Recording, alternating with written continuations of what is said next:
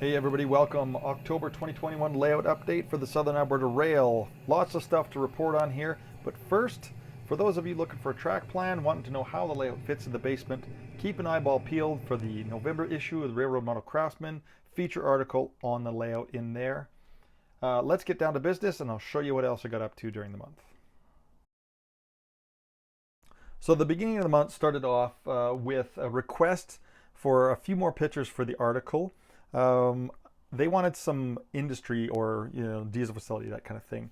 I didn't have anything that fit the bill, so I decided to quickly throw together a scene, and this is the end result. This is Pincher. This was bare plywood. I gave myself 2 days to get something put together and get some photos taken, and you can see here, this is bare minimum. I don't have any backdrop painted yet, but if you shoot from the right angle, it looks more complete than it actually is. Of course, this is the bottom level. I don't like working on the bottom level till the top level's done, but I did kind of get the bug to do a little bit more prairie scenery.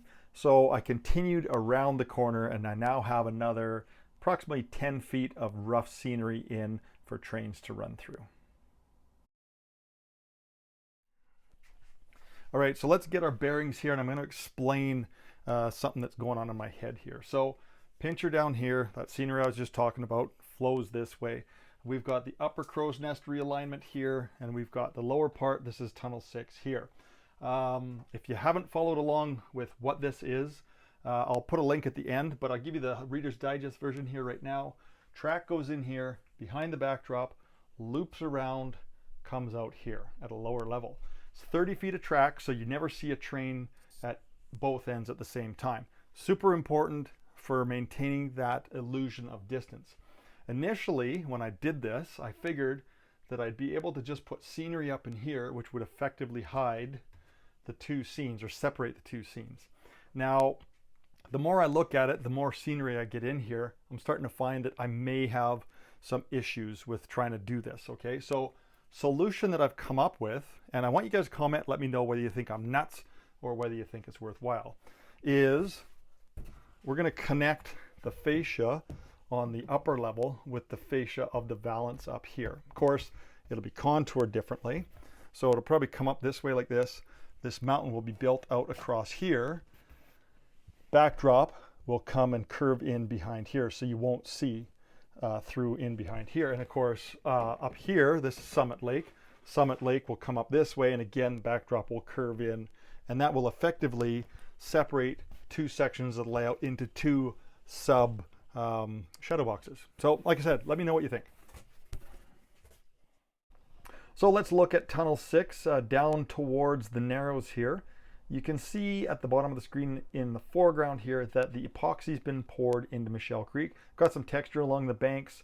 Ballasting of the track has been finished, still has to be weathered of course. And I did some backdrop work here. You can see the mountains before. You can see that this is where the tree line ends, and I'm addressing that telepost finally.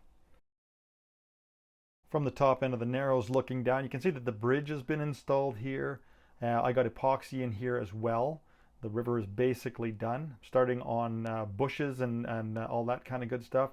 About 130 trees are planted through this area. I got to do a little bit of work here on the inside face of here. I'm going to put in a slide detector fence. So I got to build that out of brass here real quick, and then I can finish this scene off. So at the bottom end here, of course, the river is done all the way through here. Bridge work to do. I got to build some bridge shoes for both the top and the bottom bridge.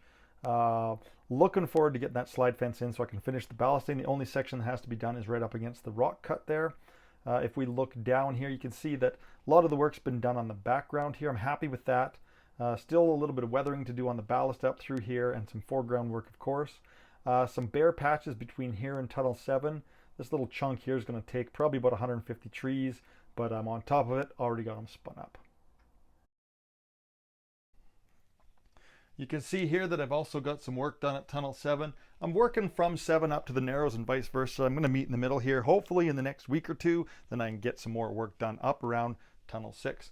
I'm really happy with the progress I've made in October, hoping to continue on with that momentum through November, get a bunch more work done.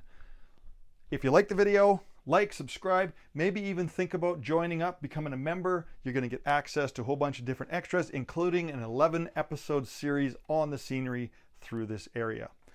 I'm going to leave you with a special lash up, unique to the SER, drift and downgrade with loaded grain through the new scenery. Thanks for watching, everybody. We'll see you next time.